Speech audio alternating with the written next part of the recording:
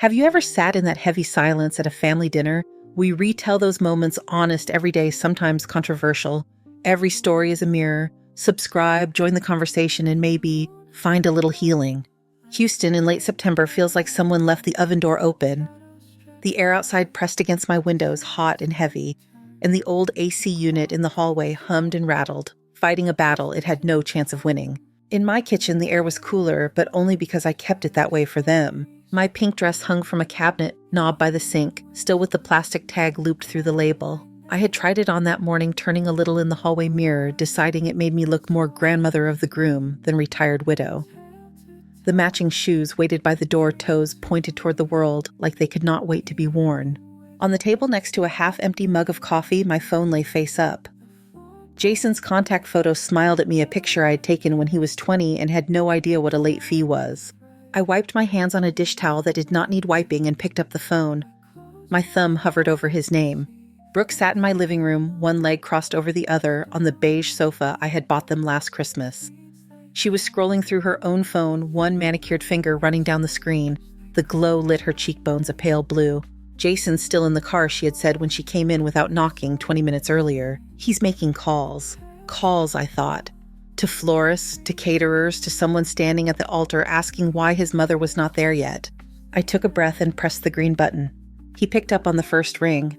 "Hey, Mom." My heart did a small, silly kick. "Honey, I was just calling to ask what time I should be at the church. I do not want to be late to my own son's wedding." The words felt bright in my mouth. I could almost see the aisle, the flowers, the way his eyes would look in that dark suit he had sent me a picture of. Brooke's scrolling stopped. I heard the faint rustle of fabric as she shifted on the sofa. Out of the corner of my eye, I saw her look up. There was a tiny pause on the phone, not long, just enough for my stomach to notice. "Mom," Jason said. "About that?"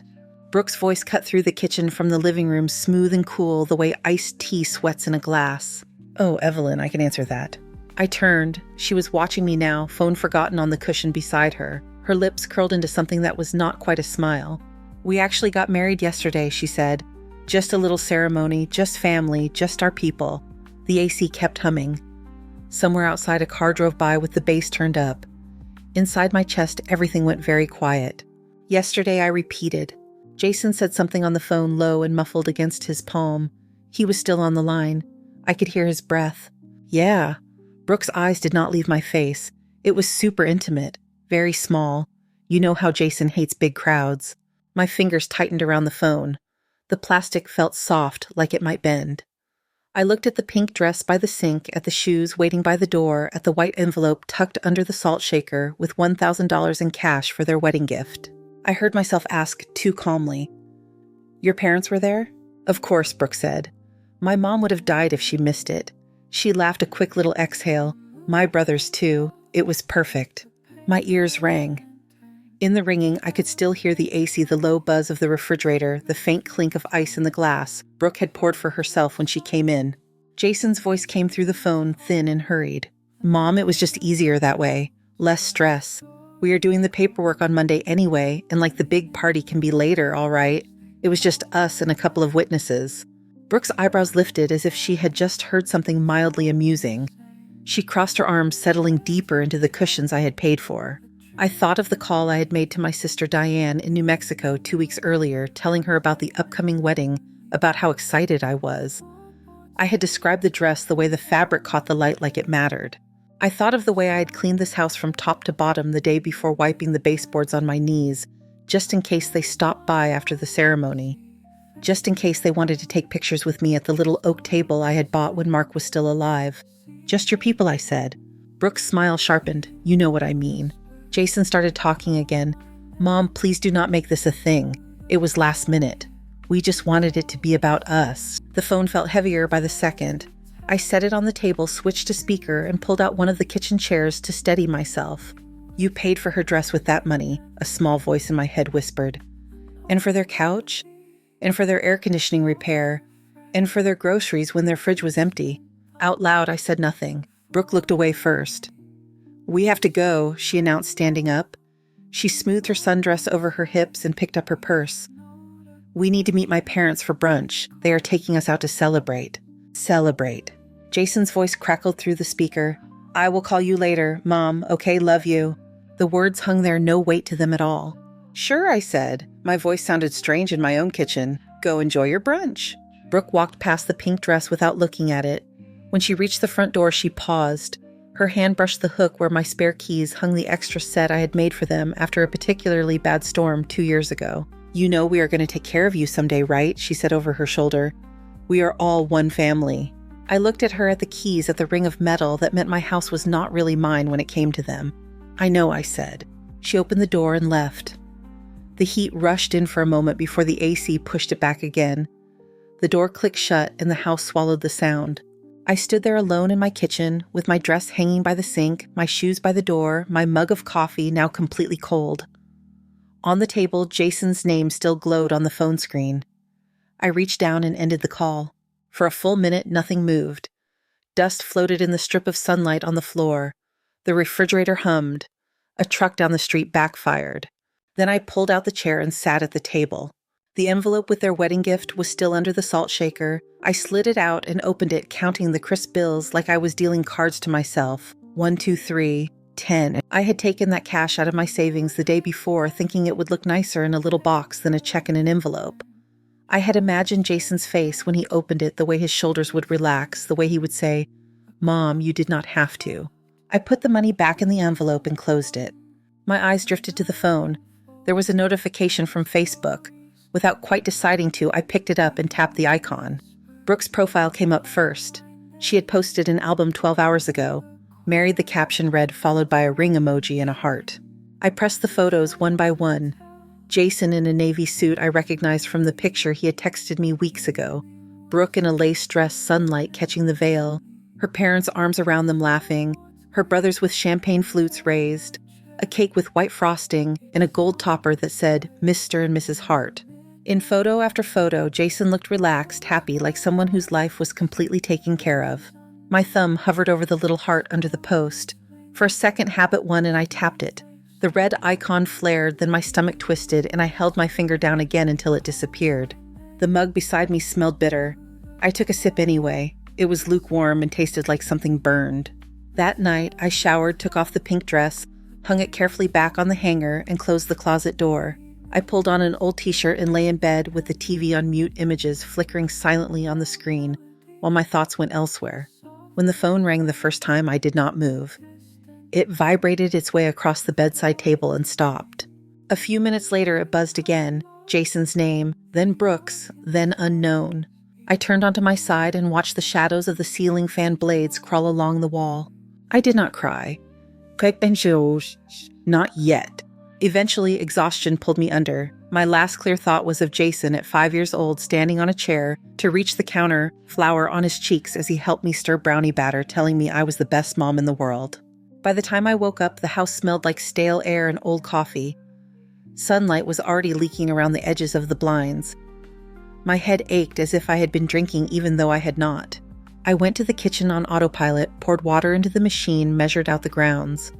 The small, ordinary ritual steadied my hands. When the coffee finished dripping, I filled my favorite mug, the one with a chipped blue rim Mark had bought me at a gas station on a road trip 30 years ago. I sat at the table with the mug between my palms. The envelope lay where I had left it. The dress still hung by the sink. The shoes still waited by the door. My phone was dark. I touched it and the screen bloomed with missed calls and messages. I did not open any of them. Instead, I scrolled through contacts until I found Diane.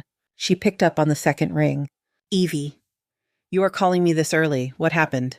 I stared at the pink dress, at the shoes, at the beat-up mug steaming in my hands. Nothing, I said. Just wanted to hear your voice. We talked about little things. Her grandkids. The weather in New Mexico. She asked about the wedding, her voice bright. So today is the big day, huh? My throat tightened. It was small, I said. Nothing fancy.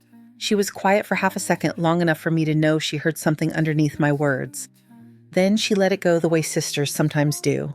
Well, you send me pictures when you can, she said. Sure, I lied. After we hung up, I stared at the phone until the screen dimmed on its own. I drained my coffee, even the bitter last swallow at the bottom. The caffeine hit my empty stomach like a rock. The day dragged. I wiped down the counters again, even though they were clean. I moved the dress to another knob, then moved it back. I opened cabinets and closed them.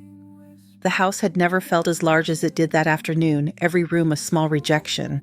When the sun went down, the air outside cooled a little. Inside, the AC finally fell silent, taking the background noise I had grown so used to with it. I turned off the TV and the kitchen light and stood in the doorway looking at the faint rectangle of streetlight on the living room carpet. My reflection floated in the dark window, transparent and very small. The phone rang again. The sound startled me in the quiet. I picked it up without looking at the caller ID and pressed it to my ear. Hello. Brooke's voice slid through the line softer than it had been that morning. Hey, Evelyn. Sorry to call so late. Are you awake? My hand tightened on the phone. I am. There was a little tremor in her laugh. Good. We need to talk about the rent. It is due. I am... said. For a moment, neither of us spoke. I could hear something in the background on her end, the muffled noise of a TV or music and a clink like a glass being set on a counter. Brooke filled the silence first. So here's the thing. The landlord has been texting Jason all day. The rent was due last week and he is threatening late fees, maybe even eviction.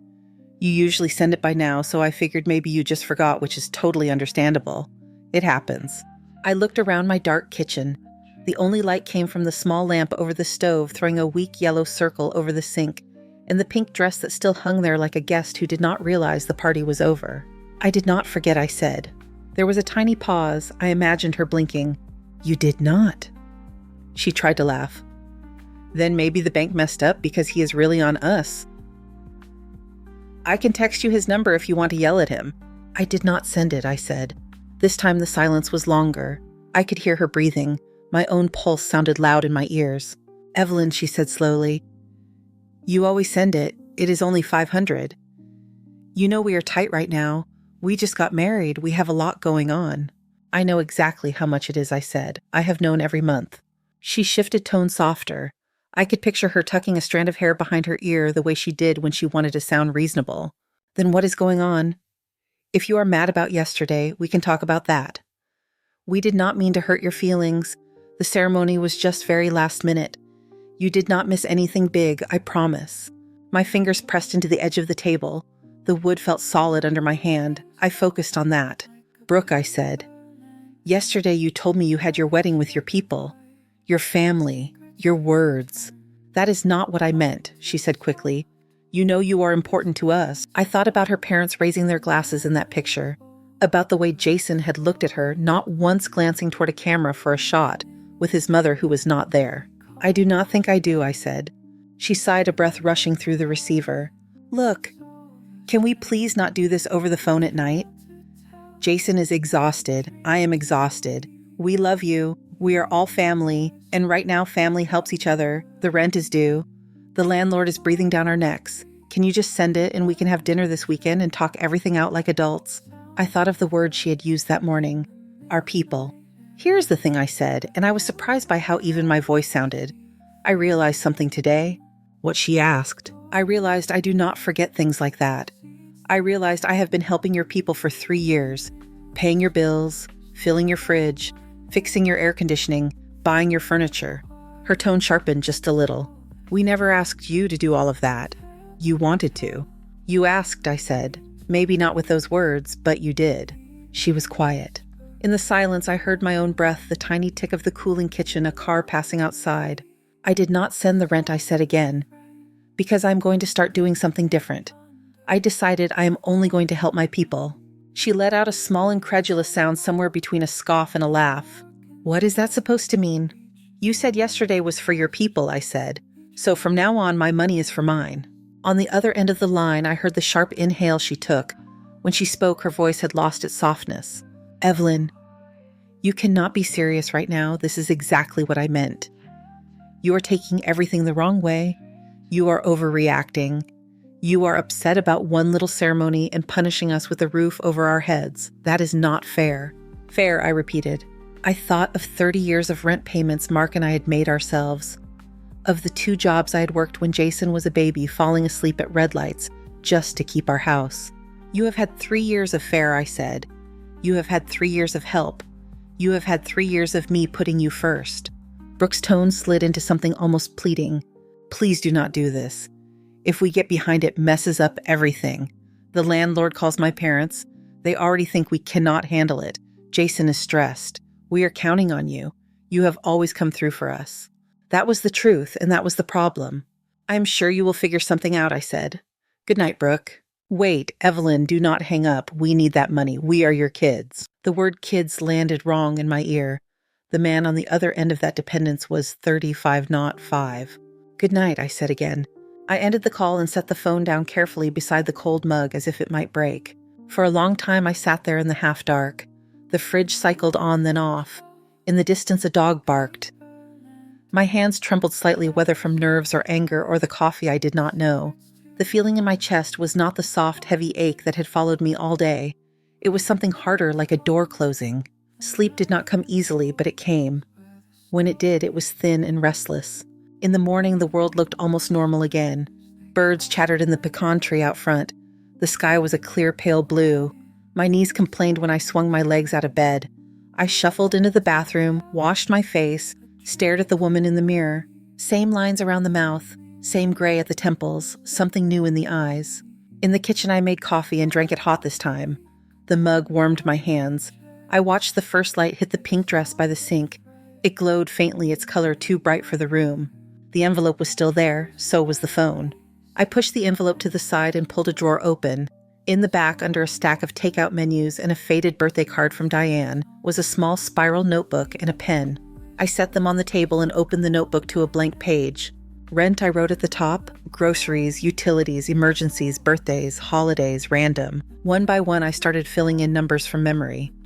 500 here, 200 there, 300 for the mechanic when their car would not start last winter, 700 to fix their air conditioning in July so they would not melt to death, 1,200 for the sofa I was sitting on right now. After a while, my memory blurred, so I went to the bedroom, pulled out the metal box from under the bed, and carried it back to the kitchen. Inside were folders with years of bank statements, receipts, yellowed appointment reminders. The next hour passed in a soft storm of paper. Statements spread across the table. The notebook filled with lines of ink. The total at the bottom of the first page made my mouth go dry. I turned to a second page. When I added it up, the number made me sit back and stare. 33,400. Not all at once. 100 here, 500 there, a little extra just in case in the middle. Small cuts over 3 years, so gentle I had barely felt them at the time. No wonder my savings account balance had started to look thin. I had told myself groceries were more expensive. The air conditioning unit was older. Property taxes had gone up. All of that was true. The other truth was sitting in ink on those pages. The phone buzzed while I was still looking at the number. I did not have to check the screen to know. I let it go to voicemail. It buzzed again. This time there was a text. Mom, please call me. We need to fix this. Love you. I put the notebook on top of the phone so I did not have to see the message. The house suddenly felt small, the walls too close. I stood up, grabbed my keys and my purse, and walked outside. The heat met me like a familiar hand. The air smelled of cut grass and exhaust. Down the street, someone was grilling already. I could hear distant country music thumping from a truck. I started walking. My feet took me past the little park on the corner. The swings creaked lazily in the breeze. A small boy flew across the playground on a plastic dinosaur, his father jogging to keep up. For a moment, I saw Jason at that age in his Superman t-shirt, his hair sticking up in the back, his skinny arms reaching for me. He used to run to me when I picked him up from kindergarten the way some kids ran toward a playground. Mom, look, he would say, holding up a piece of paper with 3 wobbly stick figures, us. Now he called me when a bill was due. By the time I reached the main road, sweat had dampened the back of my shirt. I wiped my forehead with the inside of my wrist and turned toward the small strip mall where the bank was. Inside the bank, the air was cool, dry, and smelled faintly of toner and something lemony. A young teller greeted me with a polite smile. Good morning, Mrs. Hart. Morning, I said. Is Mr. Patel in? She nodded and disappeared into an office. A moment later, a short man in a crisp shirt and tie emerged, his glasses sliding a little down his nose. I had known him for years without ever knowing his first name. Mrs. Hart, he said. Good to see you. How can I help you today? He led me into his office, a small glass box with a view of the parking lot. I sat down across from him and rested my purse on my lap, both hands on top of it to keep them steady. I want to cancel all the automatic transfers I have set up, I said. He blinked. All of them. Yes, the ones to my son's account. He typed something into his computer. The light from the screen reflected in his glasses. You have had that recurring transfer for, let me see, almost 3 years now, he said. Every month, same amount. I know, I said. I want it to stop. He hesitated. Are you sure? Did something happen?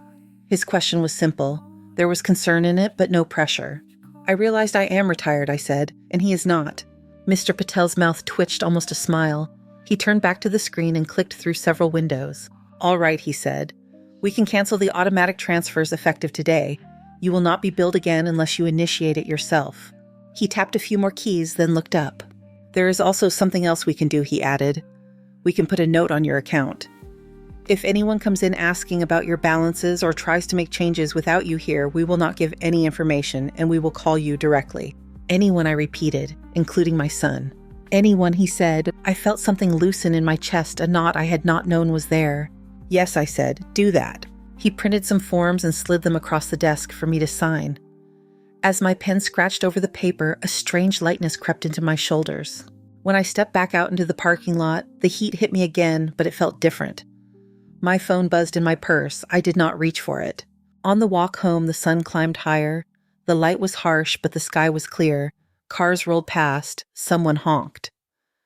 A sprinkler ticked back and forth in a front yard, throwing rainbows into the air. By the time I turned onto my street, I was tired but less jittery. My thoughts had a shape now. In front of my house, there were 3 cars. Jason's blue sedan was parked closest to the driveway. Next to it sat Brooke's white SUV. The third car was a dark gray luxury sedan I did not recognize, sleek and polished, with a little chrome badge that caught the light. I stopped on the sidewalk. My first thought was that something had happened. An accident. A medical emergency. My heart leaped up, then sank just as fast as I saw movement through my front window. They were inside. I watched as a man in a suit moved around my dining table, papers spread out in front of him. Jason sat on one of the chairs, his shoulders hunched. Brooke paced back and forth in the background, gesturing sharply. My hand went to my purse. The keys felt small and useless in my fist. I climbed the steps and opened the front door. The air inside held the faint scent of Brooke's perfume and the sharp chemical smell of copy paper. The dress by the sink was still there. So was the envelope on the table. Both now seemed out of place, like props left over from another scene. Jason looked up first. He sprang to his feet. Mom, he said, we were just about to call you.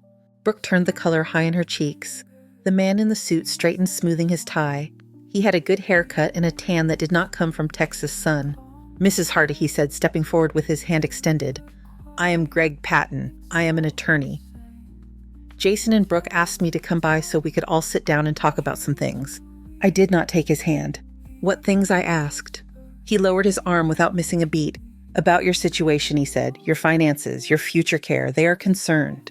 Jason moved around the table, coming closer. Mom, you turned off the transfers, he said, like he was accusing me of turning off the heat. The bank told me, and you are not answering your phone. We did not know what was going on. You went to my bank, I said. You did not leave us a choice, Brooke cut in. We thought maybe someone was taking advantage of you, or that you were confused. Confused. The word floated between us like a piece of lint. I am not confused, I said. Greg gave me a sympathetic smile as if I were a child insisting I did not need a nap. Of course, he said. No one is saying you are. We are just here because your children want to make sure you are protected. It can be very stressful to manage everything at your age. I felt the edge of the table against my hip. My kitchen chair was slightly pulled out. My notebook was where I had left it, but Brooke had moved the envelope aside and laid some of the attorney's documents in its place. On top of the stack, I saw my name in bold letters. Mrs. Hart. Greg went on, his tone smooth. What we are proposing is something very simple, a power of attorney. It would allow Jason to help you with your financial decisions. Pay bills, deal with the bank, take some of that burden off your shoulders. He slid a form towards me as if he were offering a menu. Jason tried to smile. It would just make things easier, Mom, he said. You would not have to worry about all this stuff anymore. I looked at the papers at his face, at Brooke's crossed arms. How did you get into my house? I asked. Jason blinked. You gave us a key. He said it like it was an answer to everything. I glanced at the hook by the door. The spare key ring was empty. You were not here, Brooke said. We did not want to wait outside in this heat. We are family. You went through my papers, I said. Greg put his hands up slightly. We just needed to see the scope of things he said, to understand what we are dealing with. No harm intended. They had opened the metal box. They had gone through my drawers. My life sorted into piles on my own table. Something inside me clicked into place. I picked up the top document from the stack, glanced at the legal language, and then let it fall back down. No, I said. Jason frowned. No to what? No to all of it, I said. No to the power of attorney. No to you managing my money. No to you walking into my house without me here. No. His expression shifted, the easy charm cracking. Mom, you are being unreasonable, he said. We are just trying to help you. You are making these drastic decisions, cutting us off, canceling the rent. What are we supposed to do? I do not know, I said. Figure it out. You are married. You are adults. You wanted to have a wedding with your people. This is part of that. Brooke's eyes flashed. You cannot just abandon us, she said. We built our lives around the fact that you wanted to help. We signed a lease based on it. We made commitments. You cannot pull the rug out from under us now. The rug she was standing on was one I had bought. Greg cleared his throat. Mrs. Hart, he said in a measured voice. Your children do have legal options if they believe your ability to handle your affairs is compromised. We do not want to go that route, of course. Everyone would prefer to resolve this amicably. A power of attorney is a very normal step at this stage of life. I picked up the entire stack of papers and held them against my chest. These are going back in my box, I said. You are going out of my house. Jason stared at me. Mom, come on. Out, I said. My voice did not sound like I expected. It was quiet, but it did not shake. Brooke took a step forward, her hand reaching for my arm, her tone switching back to sweet. Evelyn, honey, we know you are under a lot of stress. We know you feel lonely. That can mess with your head. Let us take care of the hard stuff. You always said we would take care of you one day. Let us show you we can. I pulled my arm back. So far, the only thing you have shown me, I said, is that you know how to take. Greg's smile thinned. I should remind you, he said, that everything they are suggesting is also in your best interest. If you refuse, they may have to ask the court to step in. A judge could appoint a guardian to manage your finances. That is a much more serious process. Jason seized on that. We do not want that, he said. We really do not. Just sign the papers, Mom, please. We can pretend this whole mess never happened. No, I said again. The word felt like a small stone in my mouth. Solid, real. I moved toward the front door and pulled it open. The afternoon heat flowed in, wrapping itself around us. Out, I repeated. For a moment, no one moved. Then Brooke let out a frustrated sound and grabbed her purse from the sofa. This is ridiculous, she said. You are going to regret this. Jason followed, his jaw clenched. He paused in the doorway and looked back at me. This is going to end badly for you, he said quietly. You are going to end up alone in that little house with no one to check on you. I met his eyes. For the first time, I could not find the boy in them. I have been alone for a while, I said. I just did not notice. He held my gaze one more second, then turned and walked out into the blazing light. Greg gave me a long, assessing look as he passed. Expect to hear from us, he said. I closed the door behind them. Their footsteps faded. Engines started. Tires rolled over gravel. The house was very still. I set the stack of papers on the table and sat down slowly. My hands were steady now. My heart was not racing. My breathing was calm. The pink dress by the sink had tilted a little on its hanger. I reached over and straightened it. My phone, half buried under the notebook, lit up with a new notification. I pulled it out and glanced at the screen. It was an email from the bank. Subject, unusual account inquiry report. I opened it and read. Earlier today, an individual identifying as your son requested detailed information regarding your accounts and recurring transfers. As per your instructions, no information was provided. Please contact us if this was not authorized. I read it twice. Then I set the phone down, reached for my mug, and finished the last of my cold coffee in one swallow. When the mug was empty, I set it in the sink and rinsed it out. The water ran brown for a moment, then clear. The bank email stayed open on the screen. Jason had walked into a branch that smelled like lemon cleaner, and photocopy ink told them he was my son and expected to be let in without a key. He had not thought I might change the lock. I closed the email and went back to the table. The notebook lay open, the big number staring up at me. 33,400. The papers from Greg were still in their neat stack. I picked them up, carried them to the bedroom, and slid them into the metal box under the bed, under the older folders. For now, they were just paper. When I straightened up, my knees popped. I sat on the edge of the bed for a moment, catching my breath. The room smelled faintly of lavender from the sachet Diane had mailed me last Christmas. I reached for the top drawer of the nightstand and pulled out another folder.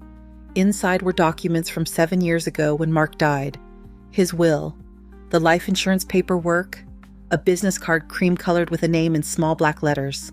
Linda Cho, attorney at law. I remembered sitting in a quiet office with her the week after the funeral, my head thick with paperwork and numbness, listening to her patient questions. It took me a minute to find her number online. My hands felt clumsy on the screen, but I managed. She answered on the third ring. Office of Linda Cho. Linda. This is Evelyn Hart, I said. You helped me with my husband's estate a while back. I do not know if you remember.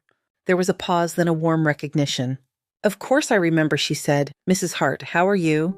I looked at the notebook on the table, at the empty place on the wall where Mark's favorite fishing hat used to hang.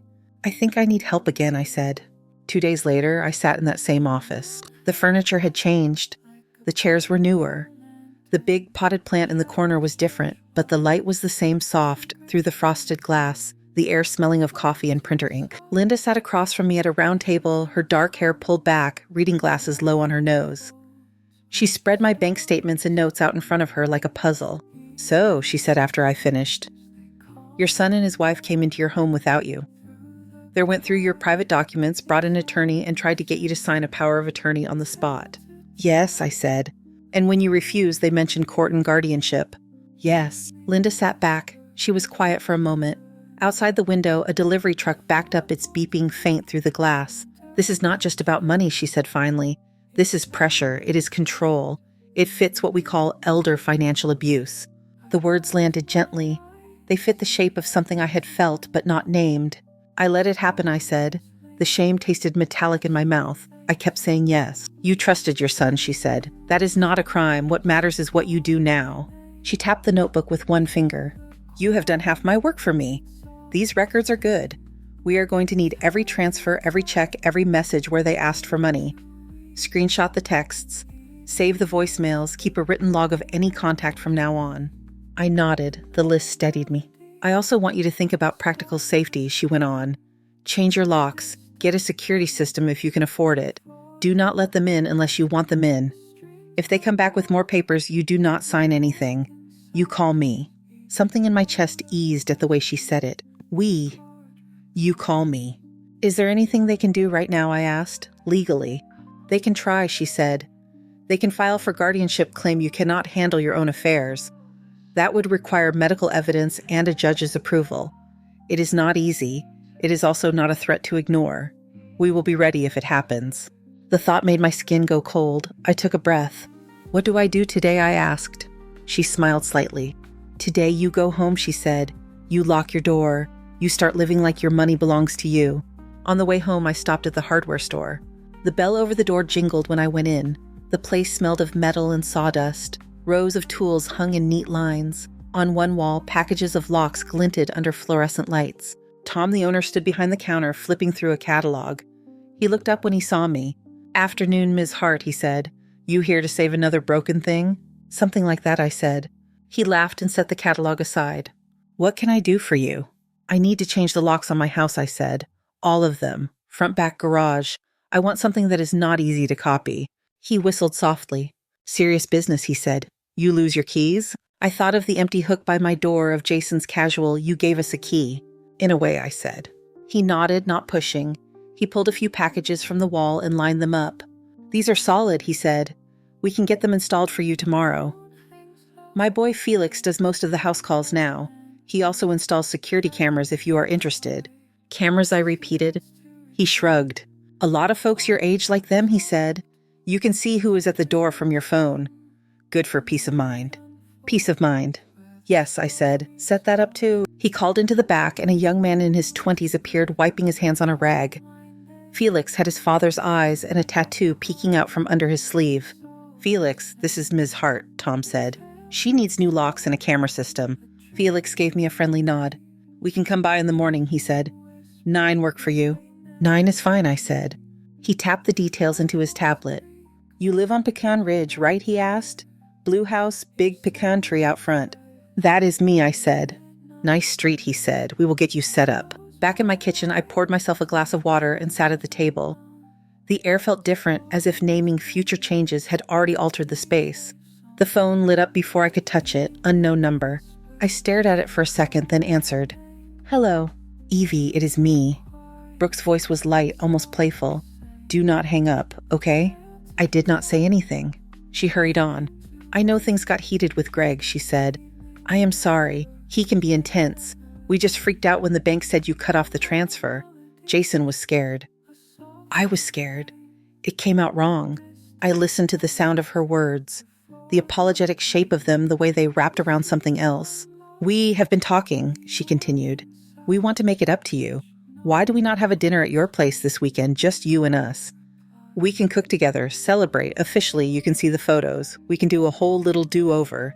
It will be fun. I looked at the dress by the sink. How many months behind on rent are you? I asked. There was a small hitch on her end. That is not the point, she said. We miss you. How many? I repeated. 2, she said after a beat. So 1,000. But that is not why I'm calling. We love you. We want things back the way they were. You love me, I said, but you did not think of me once when you picked your guest list. That is not fair, she said. My mom planned the ceremony. It all happened fast. There was not enough space. The venue was tiny. It would have been weird. You do not even like crowds, remember? Brooke, I said. When was the last time you called me when you did not need something from me? She did not answer. I could hear traffic in the background now, a siren far away, a car blinker ticking. You can call your parents just to chat, I went on. I know. I have seen you do it in my living room. My phone only rings when something is late or broken. That is not true, she said weakly. It is, I said. I am glad you have people you love. I am glad they were at your wedding. I am glad they can help you if you need help. We are not asking them, she snapped. We are asking you, because you care, because we are your family. That used to be enough, I said. Her voice softened again. Please, she said. Do not make this about money. Just send this one rent, and then we can figure things out. We will get on our feet soon. You know us. I thought I did, I said. Good night, Brooke. Evie, do not hang up. I ended the call. My finger hovered for a second, then I scrolled to her contact and Jason's and pressed the small gray button that read block this caller.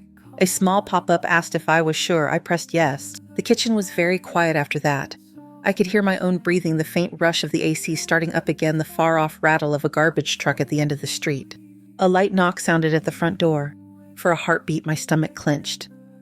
I went slowly down the hall and looked through the peephole. A woman stood on the porch holding a plastic container. Her hair was dark and streaked with silver, twisted into a loose bun. She wore jeans and a t-shirt with a faded logo for a local elementary school. I cracked the door. Hi, she said, shifting the container to one hand.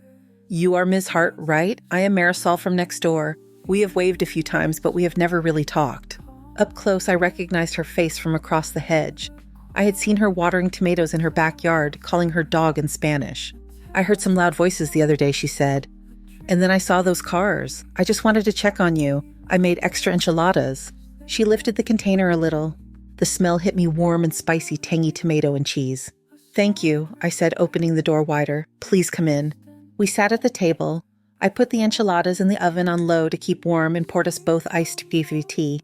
Marisol cupped her glass in both hands. You do not have to tell me anything if you do not want to, she said. I just know that when my daughter and her husband used to come over yelling, my neighbors pretended not to hear. I do not want to be that neighbor. Something in my throat loosened. They were not always yelling, I said. Sometimes they just talked in a very, very confident way. She smiled sadly. That sounds familiar. Words came out in small pieces at first, then with more ease. I told her about the dress, the missed wedding, the bank transfers, the way Jason and Brooke had walked in with a lawyer and a stack of papers. Marisol listened, her eyes steady on mine. She did not interrupt. The only sounds were the faint clink of ice in the glasses and the soft hum of the oven. When my daughter turned 30, she said when I had finished, I was still paying her car insurance. I paid for their phone plan, their rent when they were short, their little emergencies. I thought if I stopped, she would stop talking to me. So I never stopped. What changed? I asked. One day, I saw my grandson's drawing from school, she said. They had to draw their family. He drew his mom, his dad, his baby sister, their dog, their television.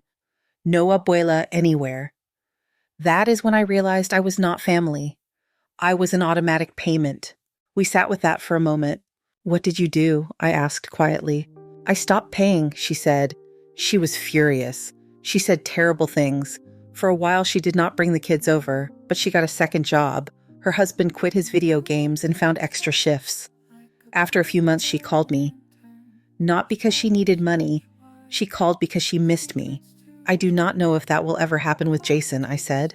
Maybe not, she said. But at least now you will know which calls are real. Before she left, she wrote her phone number on a scrap of paper and slid it across the table. If you ever hear loud voices again and want somebody around, she said, call me. Or if you just want to sit and complain, I am very good at that. I smiled genuinely for the first time in days. I might take you up on that, I said. The next morning, Felix and Tom arrived right on time. They moved through the house with tool bags and quiet efficiency, unscrewing old locks fitting in new ones. The sound of metal clicking into place echoed in the hallway. Felix installed a small camera above the front door and another over the back. He showed me on my phone how to open an app and see the view from each one. Here, he said, tapping the screen, you get an alert if anyone walks up. You can talk through it too if you want to yell at delivery guys. He grinned. The live feed showed my own front porch, the blue paint of my door frame, the patch of sun on the doormat. It was a strange feeling seeing my house from that angle. After they left, I walked around testing each lock. The new keys were smooth and heavy in my hand. I slid them onto my key ring, the metal clinking softly. While I was putting the spare set in a little ceramic bowl by the sink, the doorbell rang. My phone vibrated at the same time. A notification popped up. Front door camera, motion detected. I tapped it. On the screen, a woman in a navy polo with a badge around her neck looked up at the camera. She held a clipboard. I went to the door and opened it a crack. Mrs. Hart, she asked. Her voice was professional neutral. I am Carla Nguyen from Adult Protective Services. We got a report that you might be at risk. I am here to do a wellness check. The air seemed to thin. A report, I repeated. She held up her badge and handed me a card. It is anonymous, she said, although her eyes told me she assumed I knew. We just ask a few questions, make sure everything is all right. I looked at the card in my hand. The logo, the phone number, the words Adult Protective Services. I would like to call my attorney before we talk, I said. Carla smiled politely. This is not a legal interrogation, she said. You do not need a lawyer. If you have nothing to hide, this will be quick. The phrase settled wrong in my stomach. I am going to call her, I said. You can wait on the porch or in your car. I will let you know when she gets here. Carla's mouth tightened a fraction, but she nodded. All right, she said, I will wait. I closed the door, locked it, and leaned my forehead against the cool wood for 1 second. Then I pulled out my phone and dialed Linda. She arrived in less than half an hour, her car pulling into the driveway with quick purpose. I met her at the door and opened it just enough to let her in. Carla stepped back up onto the porch. This is my attorney, I said. We can talk inside now. We sat in the living room, the three of us. Carla took the armchair, setting her clipboard on her lap. Linda sat beside me on the sofa, her pen ready. Carla clicked her pen. Mrs. Hart, she began glancing at her notes. We received information that you have had significant changes in your behavior and finances. The report mentioned that you have become isolated from your family, that you have installed unnecessary security measures, and that you have refused medical help they tried to arrange. In some cases, that can be a sign of cognitive decline or exploitation. We are here to make sure you are safe. May I ask who submitted the report, Linda said. As I said, it is anonymous, Carla replied. Linda raised an eyebrow. Let me rephrase, she said calmly. Did the report come from the same family who tried to get her to sign a power of attorney in her kitchen 2 days ago and threatened guardianship when she refused? Carla blinked. They mentioned concerns about an attorney taking advantage of her, she said carefully. Linda smiled without humor. I am that attorney, she said. I have known Mrs. Hart for years. I helped her handle her husband's estate.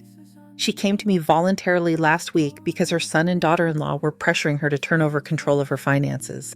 She has detailed records of the money she has given them and documentation of their attempts to invade her privacy. She slid a folder onto Carla's clipboard. These are copies, she said. Bank statements, notes, screenshots of messages. You will see a clear pattern of them requesting money and of her providing it for years. The only recent change is that she stopped. Carla flipped through the pages. Her gaze moved quickly, then slower. Mrs. Hart, she said, looking up.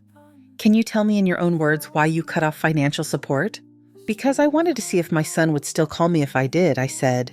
She held my eyes for a moment. Do you manage your own bills, she asked. Yes. Do you know approximately how much is in your checking account? I told her. She checked it against a number in the file and nodded. Do you have any medical conditions that affect your memory or thinking, she asked. No, I said. My doctor says I am boring. Linda let out a small breath that might have been a laugh. Carla asked a few more questions. What day it was, who the president was, where I was born. Simple anchors. I answered without trouble. She closed the folder.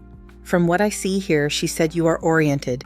You understand your finances and you have taken reasonable steps to protect yourself after a long period of giving a lot. I do not see evidence that you are being harmed by an outside party at this time. On the contrary, she took a card from her own wallet and slid it across the coffee table. If your son or his wife come by and you feel threatened, she said, call the police first. Then call this number. We can look into restraining orders if it escalates. She stood. I am going to close this case, she said. I will note that the report appears to be related to a family conflict over finances, not neglect or abuse of the elder. After she left, Linda stayed a few minutes longer. We sat in the quiet, the ceiling fan humming overhead. They are not going to like that, she said finally. I did not like a lot of things this week, I said.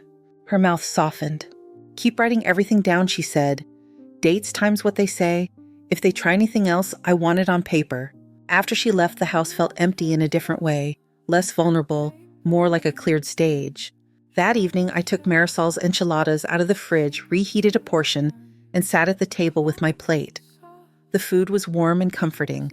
The cheese stretched in long strings when I cut into it. The taste of cumin and tomato filled my mouth. I slept better that night. 2 days later, I drove out to the cemetery where Mark was buried. The grass along the lane was freshly cut. A few plastic flowers lay tipped over on nearby graves. The air smelled like sun and earth and the faint sweetness of decaying leaves. His headstone was simple the way he had wanted. Name, dates, a small carved fishing boat. There were dried leaves caught in the carved letters. I knelt my knees complaining and brushed them away. Hi, I said quietly. A breeze moved through the live oaks, rustling the branches overhead. I did something you probably would have done years ago, I said. I told Jason no. My voice felt strange in the open air. I thought if I just kept saying yes, he would notice me. That eventually, when he did not need the money, he would come sit at our table like he used to. Turns out he was perfectly fine sitting at someone else's. A lawnmower buzzed in the distance, then faded. I am late to this, I said, but I am here. I stayed until the sun slid lower and the shadows lengthened across the grass. When I left, there were no leaves on his name. On Friday morning, I was wiping down the kitchen counter when a car pulled into the driveway. It was Linda again. She came to the door with a folder bigger than the last one, her face set, in a way I had not seen before. I let her in and closed the door. What is wrong? I asked. She set the folder on the table and opened it. They filed, she said. Jason and Brooke petitioned the court for guardianship. They are asking a judge to declare you legally incapacitated and to appoint your son as your guardian in charge of your finances. The room seemed to tilt around the edges. I pulled out a chair and sat down. On the top page, my name was printed in large letters. Underneath a phrase I had never seen next to it before. Proposed incapacitated person. I traced the words with my eyes until they steadied again. What do we do now? I asked. Linda flipped to another section and tapped it gently. Now, she said, we answer. We sat at the table while Linda walked me through the folder. Guardianship, petitions, affidavits. Words that felt like they belonged to someone frailer than I was. They are claiming you have had rapid personality changes, she said, tapping a paragraph. They say you are paranoid, that you have become irrational about money, that you are under the influence of manipulative neighbors and attorneys. Neighbors, I repeated. They mean Marisol. She nodded. And they attached statements, she went on. From your daughter-in-law. From your son. From a neighbor across the street. From a psychiatrist they hired, Dr. Briggs. They all suggest you are losing your grip. The ceiling fan turned slowly above us. It clicked once each time the blades passed the same spot. They are trying to tell a story, Linda said. We are going to tell a different one. To do that, I need a formal capacity evaluation, not from their doctor, from someone independent. She flipped to the back of the folder and slid a card across the table. The card was white and plain, just a name and a number. Helena Ortiz, Linda said.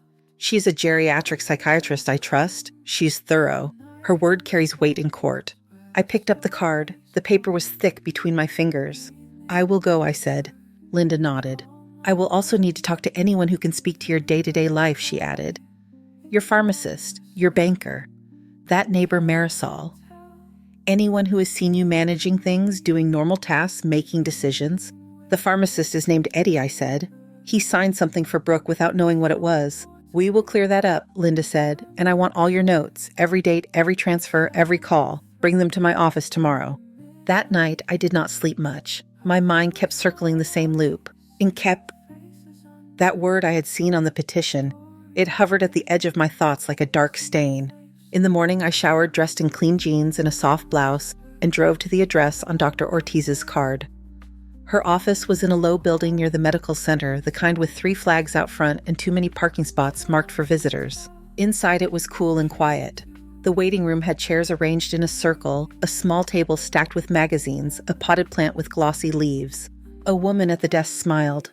"Mrs. Hart," she said, "you are right on time. Dr. Ortiz will be with you in a moment." A few minutes later, Dr. Helena Ortiz opened the inner door. She was in her 50s with dark hair cut just above her shoulders and kind eyes behind thin frames. She wore a blazer over a simple dress, no white coat. "Mrs. Hart," she said, offering her hand, "come on back." Her office felt more like a living room than a clinic. There was a couch, a couple of chairs, a bookshelf full of medical texts and a few novels. A framed print of a blue ocean hung on one wall.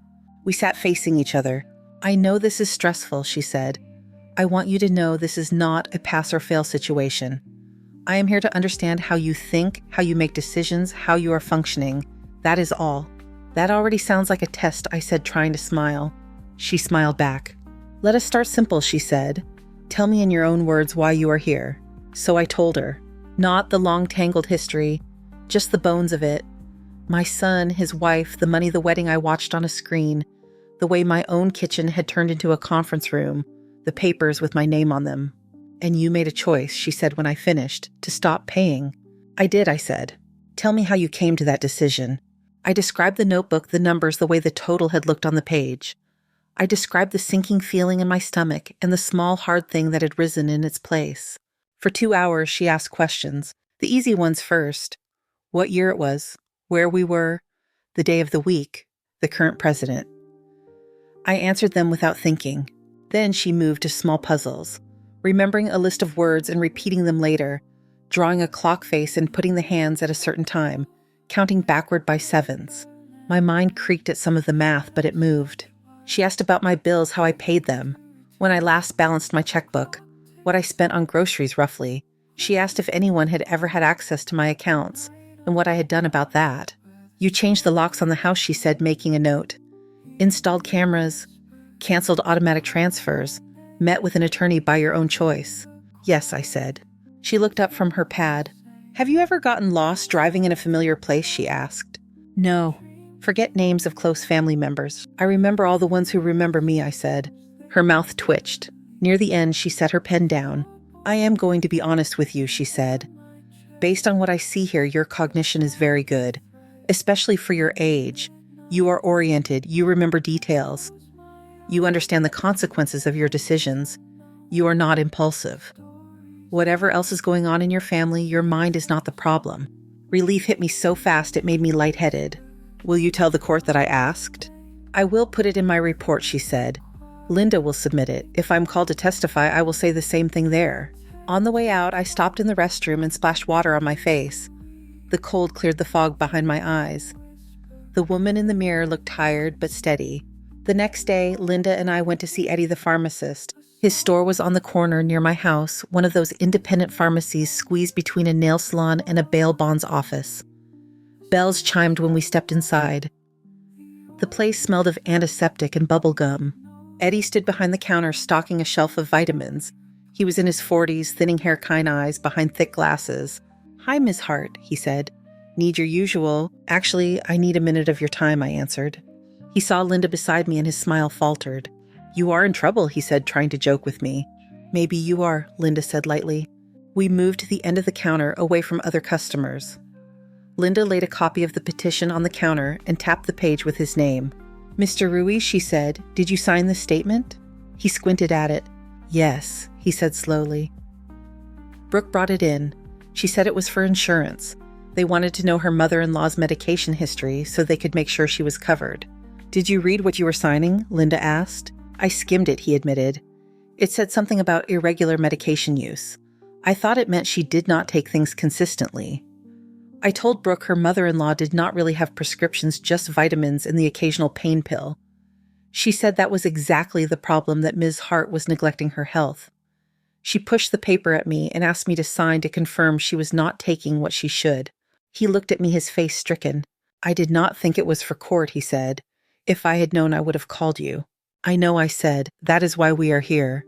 Linda nodded. What we need now, she said, is a new statement. One that says exactly what you told us. That Ms. Hart does not have any serious medications, that she has no history of abuse or confusion at the counter, and that you signed the first form under a misunderstanding. He nodded quickly. I can do that, he said. I am so sorry, Ms. Hart. It is all right, I said. You believe my daughter-in-law. I did that for years. From there, we went to the bank.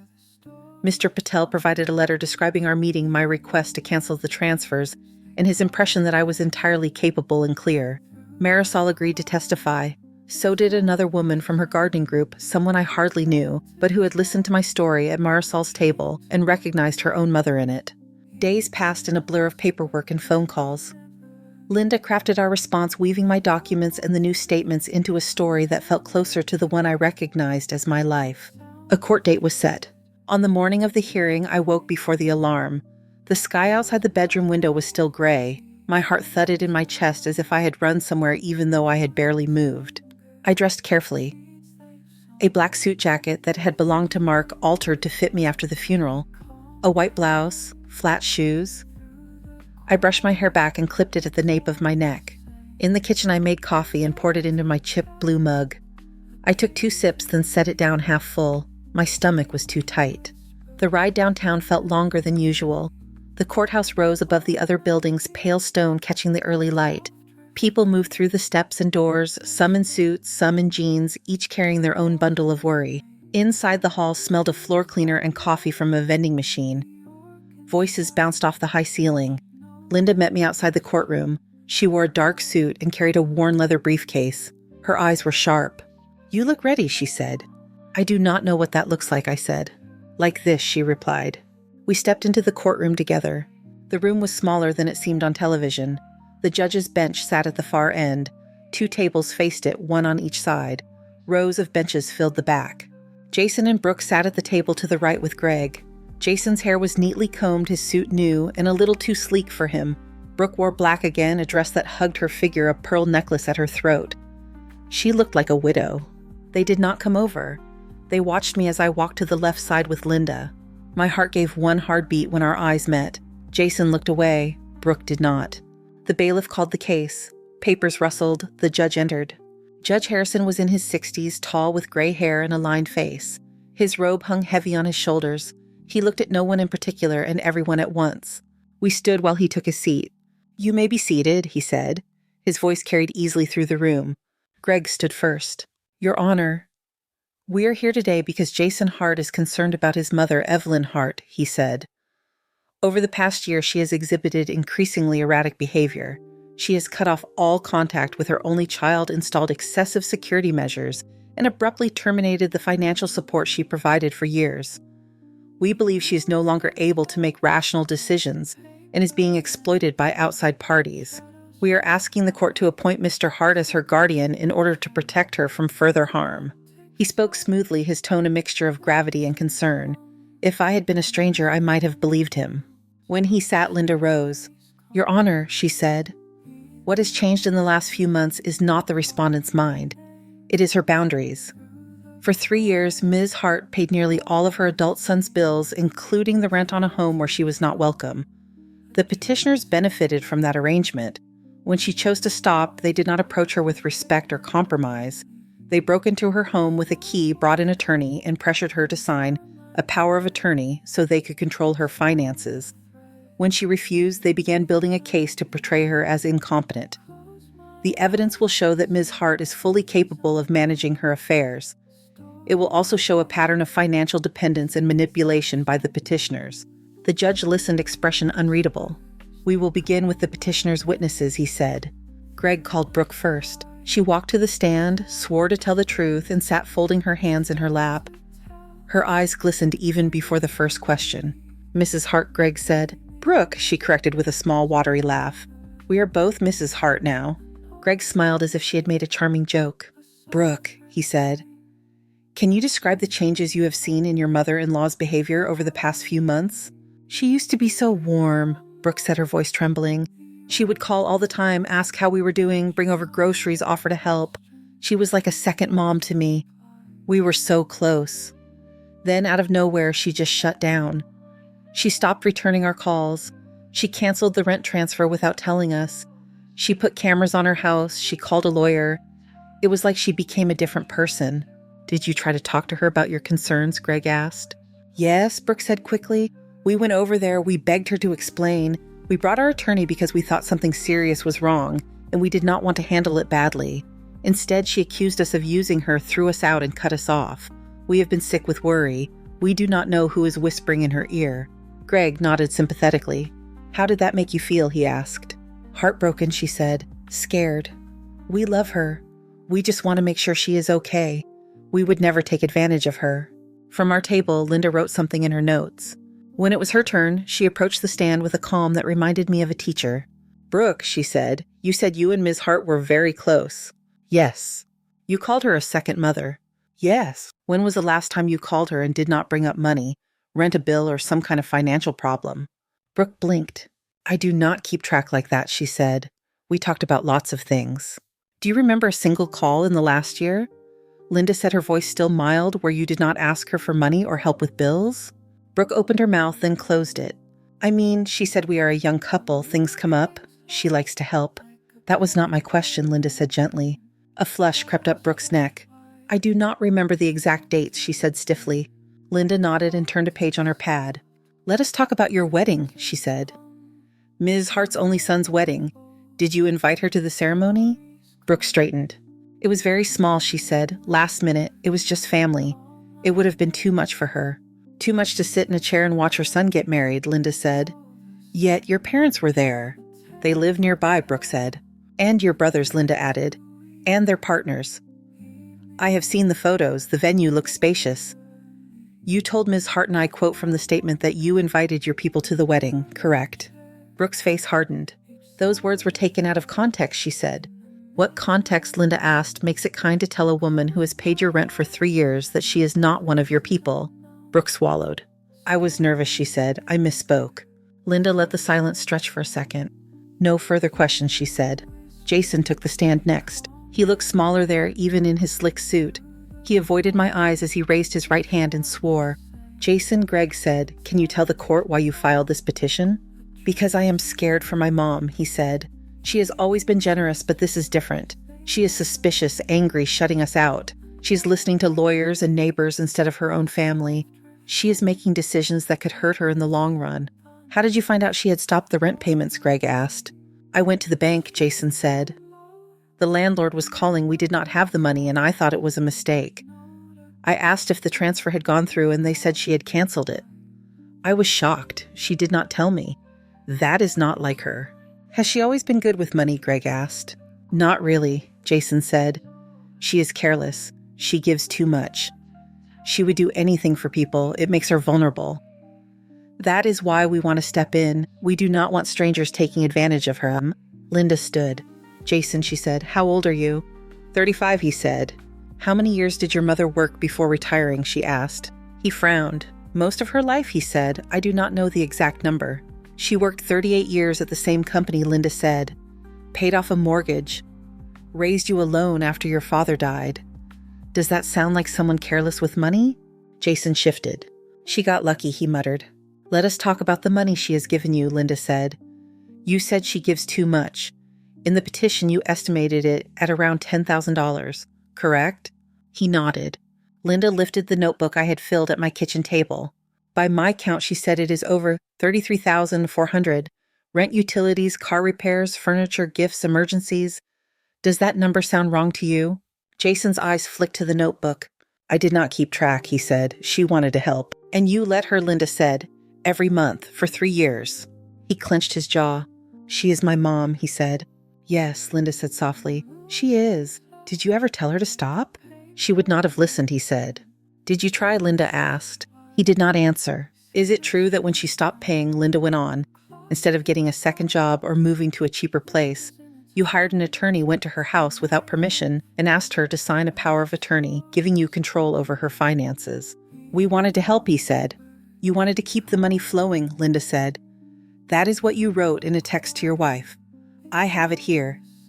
You told her, and I quote, that if you got that paper signed, you would, quote, never have to worry about rent again. Color rose in his face. That was a joke, he said. Was the wedding a joke, Linda asked, when you excluded her from it?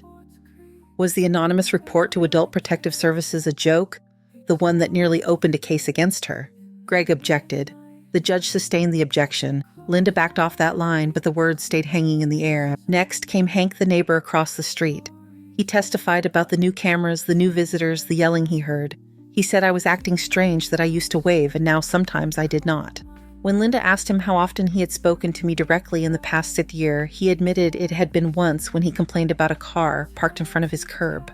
Is it possible, she asked, that you know more about who parks near your house than about what goes on inside mine? He huffed, but he had to answer yes. Dr. Briggs spoke about my refusal to see him as evidence of paranoia. Linda countered by introducing the report from Dr. Ortiz, which was already in the file. The judge read it carefully, his eyebrows drawing together. Then it was our turn. Linda called Eddie. He explained the misunderstanding with the first statement and read aloud from the new one. He said I was clear every time I picked up a prescription, that he had never seen signs of confusion, that he had never counseled me on missing medications. Mr. Patel testified about my visit to the bank. He described me as well-oriented, clear, insistent on protecting her assets. He said I had asked that no information be given to anyone else, including my son, and that this was an entirely reasonable request. Carla from Adult Protective Services testified briefly. She summarized her wellness check, the questions she had asked, the documentation she had reviewed. She told the court she had closed the case, noting that the report appeared to stem from a financial dispute rather than concern about neglect. When Dr. Ortiz took the stand, she did not look at me. She looked at the judge. I conducted a full clinical interview and neurocognitive examination on Ms. Hart, she said.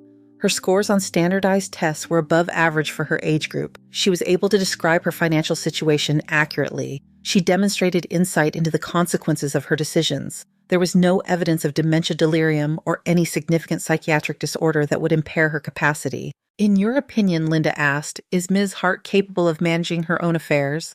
Yes, Dr. Ortiz said. She is. Finally, Linda called Marisol. Marisol smoothed her skirt as she sat. She looked nervous, but when she spoke, her voice carried. I live next door to Ms. Hart, she said. In the last months, I have seen her cooking, driving, gardening, organizing our little group of neighbors for coffee. She remembers dates better than I do. She is the one who reminds us when we are supposed to bring dessert. Some people in the benches chuckled softly. She told me about the money she gives her son. Marisol went on. She told me she stopped. That was not confusion. That was a choice. When it was my turn, my legs felt stiff as I walked to the stand. The clerk swore me in.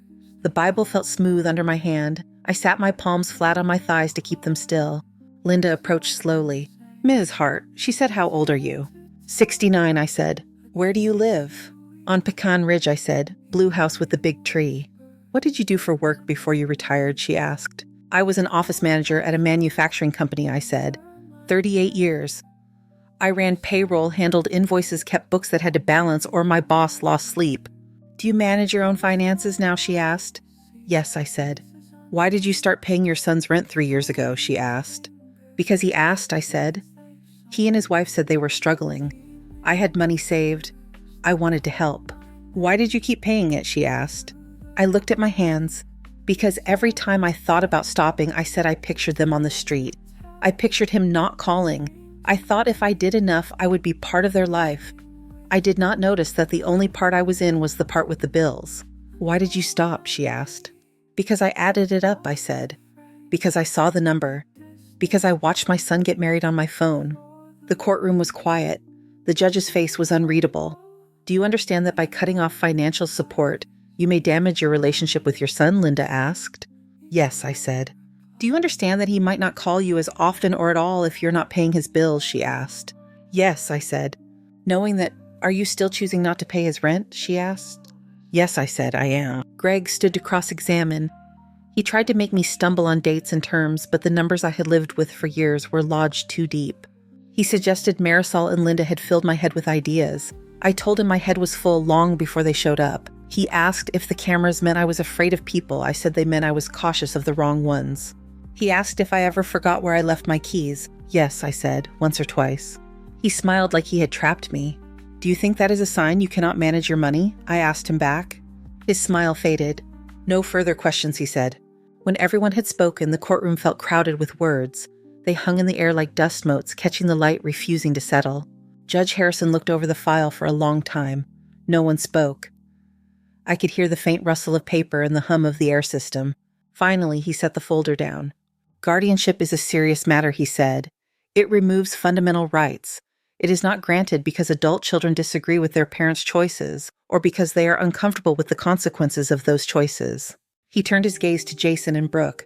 In this case, he said, I see no credible medical evidence that Ms. Hart is incapacitated. On the contrary, the psychiatric evaluation, the testimony of neutral professionals, and Ms. Hart's own statements demonstrate that she is capable of understanding and managing her finances. He looked at me for a moment. Her recent decisions may be painful for her family, he said. They may be unwelcome. That does not make them irrational. He lifted a hand slightly, then let it fall. The petition for guardianship is denied, he said. For a second, I did not breathe. It felt like the moment when an elevator jolts at the end of a drop. Then air rushed back into my lungs. Beside me, Linda let out a quiet breath. Thank you, Your Honor, she said. The bailiff called the next case. People stood, shifted, moved. The room began to empty. I stood up carefully, my knees held. The bench under my hand felt solid. At the other table, Jason and Brooke were talking rapidly to Greg, their heads bowed together. Brooke's mouth was tight. Jason's shoulders were hunched, the knot in his tie pulled loose. He looked up once across the space between us. Our eyes met. For a brief second, something flickered there. Anger, frustration, something older that I could not quite name. Then he turned away. Outside, the air was bright and sharp. I blinked in the sunlight, the sounds of the city rushing in all at once. Cars passing, a siren far off, voices on the steps. Linda touched my arm. You did well, she said. I told the truth, I said. That is usually enough, she answered. We walked down the courthouse steps together. My hand found the keys in my purse and closed around them. The metal was warm from the heat. They chimed softly when I let them fall back into the fabric. At home, the house looked the same from the outside. Blue paint, pecan tree, front step. Inside, the air held the faint smell of coffee from the morning. I set my purse on the chair, hung my keys on the hook, and walked into the kitchen. The mug still waited in the sink where I had left it. I washed it slowly, watching the suds slide over the chipped rim, then set it on the rack to dry. The table sat under the window bare for once.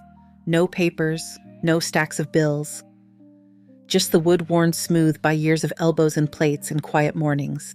I pulled out a chair and sat down. The house was very still. For the first time in a long time, the stillness did not feel like emptiness. It felt like space. The quiet did not break. The next morning, the mail came at the usual time. A grocery flyer, a credit card offer, a letter from the county about property taxes. Nothing from Jason, nothing from Brooke. For a few days, the only sign of them was on my phone. The camera app would buzz once or twice a day, motion at the driveway. I would lift the screen and see their SUV or his sedan idling at the curb. Sometimes they pulled in. Sometimes they just rolled past slowly. They never got out. I started a small notebook just for that. Date, time, make and color of car, whether they knocked or stayed in the street. The entries filled a page, then another. At our follow-up meeting, Linda flipped through the notebook and nodded. It may not come to anything, she said, but it is good to have. We sat in her office again, the plant in the corner, catching a strip of light. What happens now? I asked if they show up and try something else. You have a judge's order denying guardianship, she said. You have an APS report closed in your favor. If they trespass or harass you, the police can help. If it continues, we can request a restraining order. For the moment, this is what I would call a cooling stage. For them, for you, cooling, the word fit. I walked out of her building into the late afternoon glare and felt the heat lift off the pavement. Cars shimmered as they passed. A plane traced a white line high above. At home, I unlocked my new lock and stepped inside. The house held the same furniture, the same pictures on the walls, the same scuffed baseboards. It no longer felt like a place where someone might appear in the doorway with a file folder and an urgent voice. The air had shifted. That night after dinner, I sat at the table with a pad of paper and a pen. No bank statements, no legal documents, just a blank page. I drew a rough outline of my house from memory. Room by room, Little boxes labeled kitchen, living room, bedroom, Mark's old study. I shaded in the wall where his fishing poles used to rest. The corner where Jason's high chair once stood. The spot on the counter where my mug always waited. The drawing looked like a floor plan and a map. Every line held a piece of my life. I set the pen down and watched the paper for a long time. The next morning I called a realtor. Her name was Tiffany. She showed up in a navy blazer and bright flats with a tablet in one hand and a tape measure in the other. She moved through the house with efficient kindness, noting the good bones, the new locks, the age of the roof. In the kitchen, she ran her fingers over the countertop. "Lots of light in here," she said. "Families like that." I looked at the table at the place where I had sat counting money that did not stay. "Families," I said. She glanced at me, then looked back at her screen. "If we price it right, you should have offers within a couple of weeks," she said. "The market is good for this neighborhood."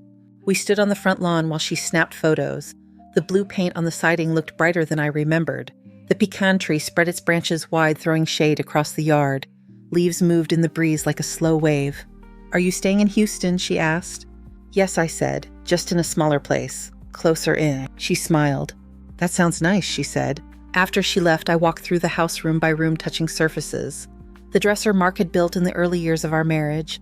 The door frame in the hallway with faint pencil marks where we had measured Jason's height. The indentation in the sofa cushion where I always sat. I did not cry. Not that day. My eyes felt bright and tired, like they had already done enough of that for a while. When the listing went up, the security camera showed a parade of strangers. Couples with strollers. Older men with baseball caps. Women in yoga pants. They walked through with Tiffany pointing, nodding, imagining their own furniture in my rooms, their own mugs on my counters. On the second day, a young couple with a baby in a carrier made an offer. They wrote a letter to go with it. Tiffany forwarded it to me.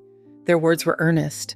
They loved the pecan tree, the quiet street, the idea of their daughter taking her first steps on these floors. I pictured that. A toddler wobbling in the hall where I had once watched Jason do the same. The image did not hurt. It felt like a circle closing. I accepted their offer. On the day of the closing, the sky was clear and sharp, the sun high, but the wind moving enough to keep the heat from settling. The title company's office was on the 4th floor of a glass building near a freeway. The windows looked out over a blur of cars. The conference room table was long and shiny. A bowl of individually wrapped candies sat in the center. The young buyers sat at one end, nervous smiles on their faces. Tiffany sat with them, tapping her pen against her notebook. At my end, Linda sat beside me, reading each page before sliding it to me. There were a lot of pages. With each signature, I felt the house loosen. The mortgage that had once seemed like a mountain dissolved into lines of ink. Ownership shifted quietly down the table. When the last document was signed, the escrow agent handed me a check. "This is yours," she said. It was a thick envelope. The number inside was larger than anything I was used to seeing on a piece of paper. My hands did not shake when I took it. Outside in the parking lot, Linda and I stood for a moment by our cars. "What you do with that money," she said, nodding at the envelope in my purse, "is entirely up to you." "I know," I said. She watched my face. "You already decided," she said. "Mostly," I said. In the weeks before the closing, I had spent evenings at the table again. Not with transfer histories or emergency requests, with a different kind of list. I had made some calls, researched a few organizations, talked to a woman named Ruth at a nonprofit that helped older adults facing what I had just walked through. She had told me about clients who never made it to a lawyer in time, whose houses had been signed away without a fight. When I got home from the title office, I set my purse on the table and took out the envelope. I opened it and looked at the check for a long moment. Then I took out my checkbook. The first check I wrote that afternoon was made out to that nonprofit. The amount was half of what I had just received. My hand pressed firmly on the pen. The numbers looked right. The second check I wrote was to myself. New account, new bank, downtown branch. A place with no history of Jason standing at the counter asking to be let into my life through a back door. Moving day came fast. Boxes piled up in the living room. Each one labeled in my handwriting. Kitchen, linens, photos, paints. Marisol came over with her sleeves rolled up and her hair tied back. "You need help?" she asked. "Yes," I said. "I have pizza." We worked together, wrapping dishes in newspaper, folding towels, taking down the framed photo of Mark holding a fish the size of his leg. At one point, I stood in the doorway of the empty bedroom that had once been Jason's. The room smelled of dust and old carpet. The closet was bare. The only thing left on the wall was a faint rectangle where a poster had hung for years. Marisol leaned against the doorframe. "You okay?" she asked. "I am," I said.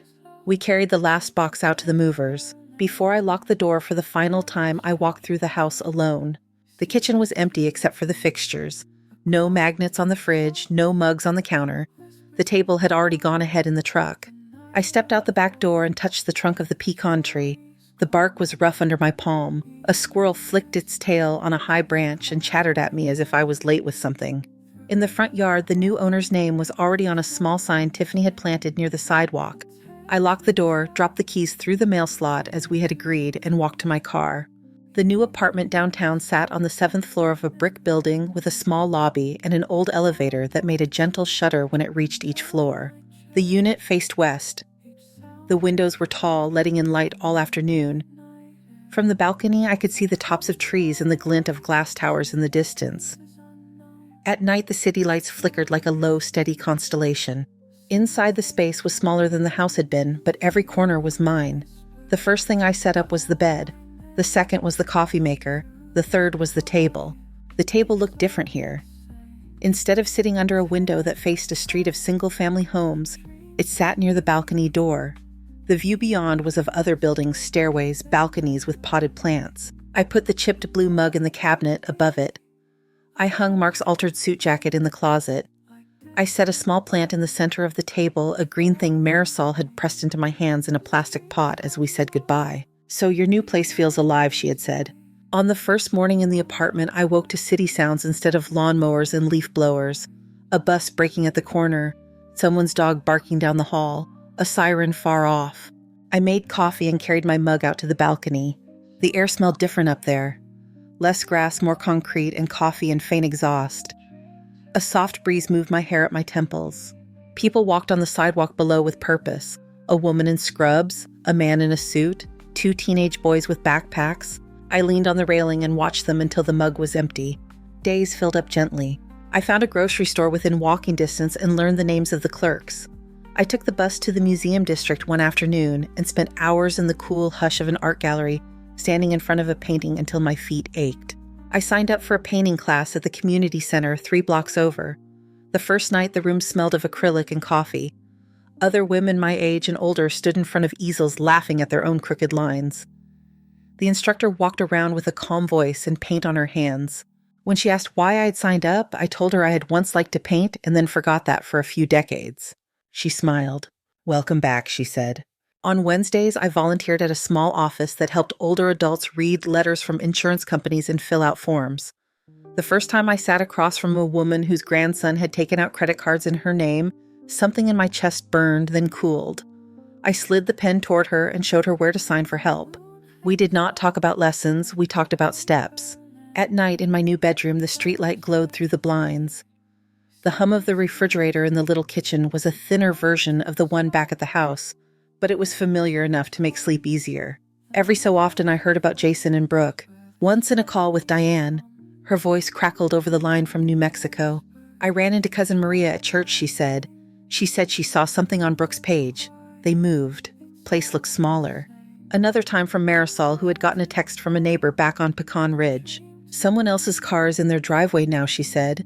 "Brooke is working at some boutique. Jason is doing deliveries on the side. They are figuring it out." I listened. I did not ask for more. "Do you ever want to drive by?" Marisol asked.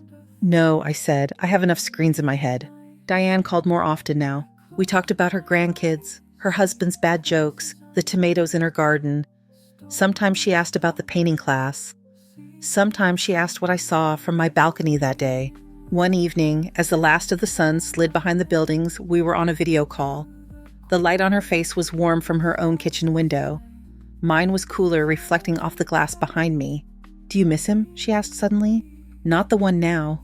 The one he was." The phone sat propped against the sugar jar. I held my mug in both hands. "I miss the boy who ran at me in the school parking lot," I said. "I miss the teenager who fell asleep on the couch with his head on my lap after football practice. I miss the 20-year-old who called to tell me he got his first raise." She watched my face. And now she asked. "I, the person he is now, live somewhere I cannot go," I said. "I am still here." Her eyes softened. "You sound different," she said, in a good way. After we hung up, I slid open the balcony door. The night air was warm but not heavy. Cars whispered by below. A couple laughed on a nearby balcony. Somewhere a radio played an old song, the notes floating up, thin and cheerful. I leaned on the railing and looked at the sky. The stars were faint against the city glow, but a few punched through. I watched one of them until my neck protested. Inside on the table, my blue mug waited. Next to it lay a brochure for a weekend art workshop the instructor had suggested, and a flyer from the travel agency down the street advertising off-season trips. I went back in, closed the balcony door, and locked it with a click. The sound was small and precise. In the morning, the light poured over the table in a clear golden sheet. Dust motes spun slowly in it. The plant in the center unfurled a new leaf. I poured coffee, took a sip, and sat down. There were no bills spread out, no legal papers, no lists of what someone else needed from me. This table, these keys on the hook by the door, this account at a bank, where no one knew my son's face, these were quiet things. Ordinary things. I wrapped my hands around the warm mug and breathed in the steam. For the first time in a long time, the person sitting at the table felt like someone I knew. Thank you so much for listening to today's story. If this story resonated with you or made you reflect, I'd love to hear your thoughts, so feel free to share them in the comments below. And don't forget to like, subscribe, and hit the notification bell so you won't miss the next story. I'll see you next time as we continue exploring more journeys and lessons together.